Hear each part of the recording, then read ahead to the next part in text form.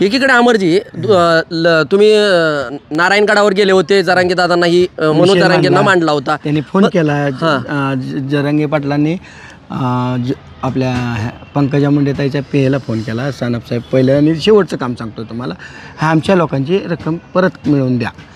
तर त्याच्यात आमचा 1-2 मशीन मालक गेले त्यांच्याकडे, त्यांच्या ऑफिसला गेले जगन्मित्रात, त्यांनी दाखवलं काही तथ्य झालं नाही, कुठलीही रक्कम परत मिळालेली नाही. मग आता एकीकडे मनोज दादांकडे सांगितल्यानंतर त्यांनी हालचाली केल्या, पण ही सामाजिक कार्यकर्ते असलेले लक्ष्मण हाके जे की आंदोलन करतायत आपण बघतोय अनेक वर्षापासून, हे लक्ष्मण हाकेंचं वक्तव्य आलंय 10 लाख रुपये कुठून आले?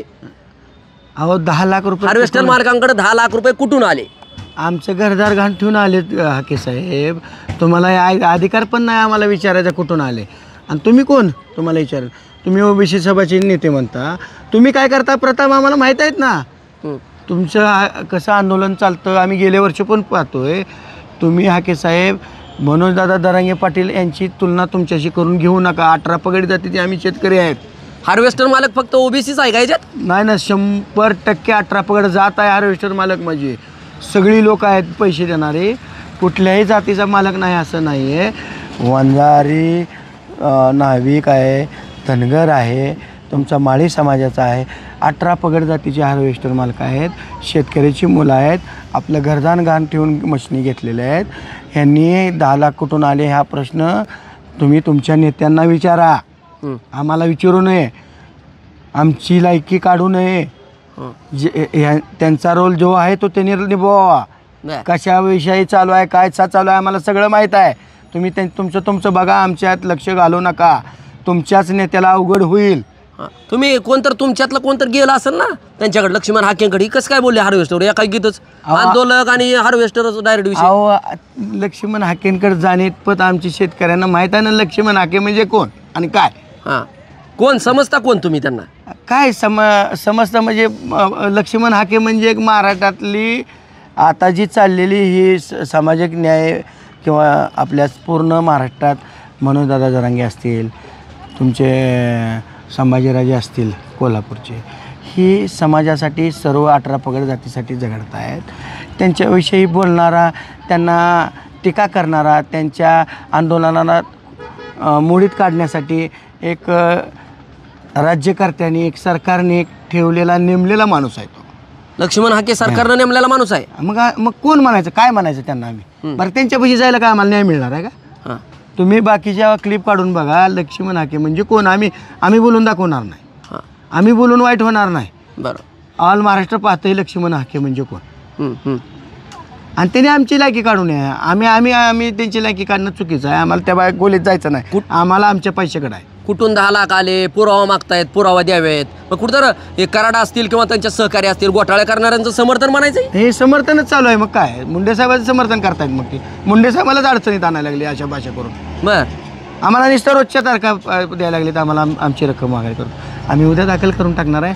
आणि आम्हाला ह्या असल्या लोकांवर बोलायचंही नाही. तुम्ही नाव सांगितलेल्या माणसावर बोलायची, चर्चा करायची इच्छा पण नाही आहे. कारण तो माणूस म्हणतोय 10 लाख कुठून आणले. मग साहेब तुम्हाला किती मिळत आहेत ते आम्ही तुम्हाला प्रश्न विचारायचे वेळ आणू नका त्यांना नावही घ्यायचं नाही मला. बर, काय कारण आहे, का मोठं करू, नाव मोठं करायचं काय कारण आहे, का मोठं करू? अहो तुमची इतपत लायकी नाही आहे साहेब. तुम्ही शेतकऱ्यांच्या 18 पगड जातीच्या पोरांना विचारताय 10 लाख कुठून आणले. तुम्ही किती घेता आम्ही विचारायचे काय कारण आहे? तुम्ही काय करताय? प्रताप तुमचा महाराष्ट्रानं बघितलाय ना पुण्यातला, त्या विषयावर चर्चा ही करायची नाही मला, आणि त्यांना मोठंही करायचं नाही. का करू, काय कारण आहे?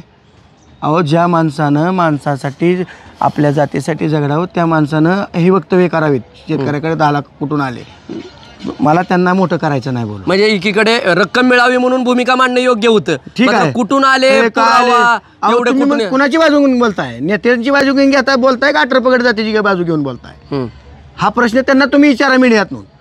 तुम्ही आता काय म्हणताय, मी ओबीसीचा नेता आहे, तुम्ही ओबीसी नेत्याची बाजू घेऊन प्रश्न विचारताय का ओबीसी समाजाचं पूर्ण समर्थन करताय? हे जर प्रश्न त्यांना तुम्ही TV9 विचारा, हाके साहेबांना, मग त्याचं तुम्हाला उत्तर देतो मी. नक्की जर आपण जर पाहिलं तर एकीकडे शेतकरी वेदना आहेत, मात्र ह्याच्यात वेगवेगळं काय तर ट्विस्ट समोर येताना पाहायला मिळतं. काही त्यात तथ्य नाही. आम्ही आमच्या पैशापुरतं माल काय, आम्हाला कुठं काय डोलडाम करायचं नाही. आमचे पैसे आम्हाला मिळावेत नाही, अन्यथा आम्ही उद्या दाखल करणार. अजितदादांना देखील माध्यमांनी प्रश्न विचारला की दादा असा असा विषय झाला, तर दादांनी त्या प्रश्नाला देखील बगल दिली, आपण देखील पाहिली असेल.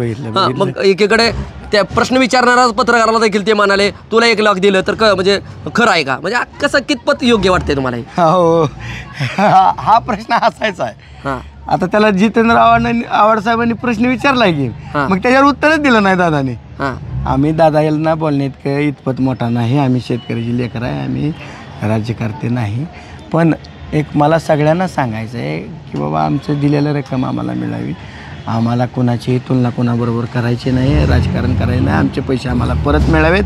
आणि कुणीही कुठल्याही नेत्यानं त्यांच्या पद्धतीनं राजकारण चालवतो. शेतकऱ्याविषयी कुठलेही संभाषण करू नये. कारण कसा आहे, शेतकरी पेरतोय, उगवून आणतोय, त्याच्यात दम आहे, सगळ्या गोष्टीचा दम ठेवतोय. या हार्वेस्टरचा काय म्हणजे मशीन असेल किंवा काय इतंभूत माहिती असेल असं वाटतंय आपल्याला लक्ष्मण हाकेंना?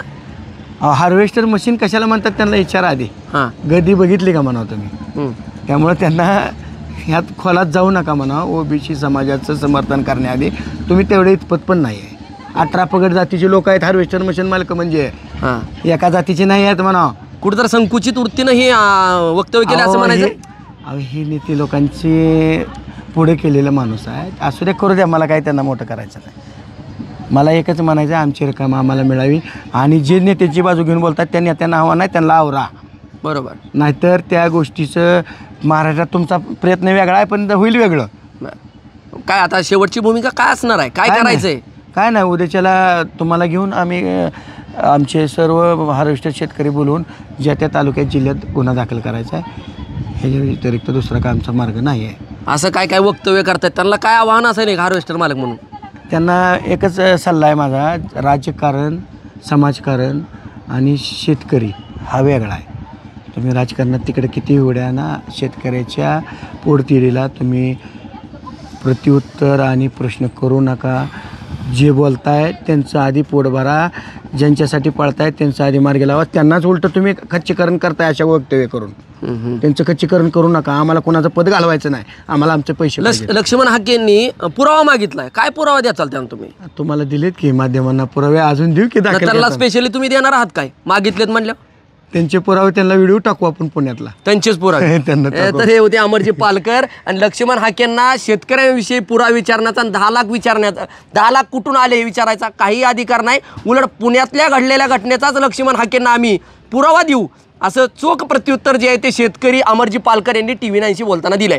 त्यामुळे या हार्वेस्टर प्रकरणात येत्या काही दिवसामध्ये गुन्हा देखील दाखल करण्याची प्रक्रिया सुरू होणार आहे. त्या सर्व गोष्टीकडे TV9ची नजर असणार आहे. माझा सहकारी कॅमेरा पर्सन बाळकृष्ण गायकवाड, मी संदीप शिंदे, TV9 मराठी, माढा, सोलापूर.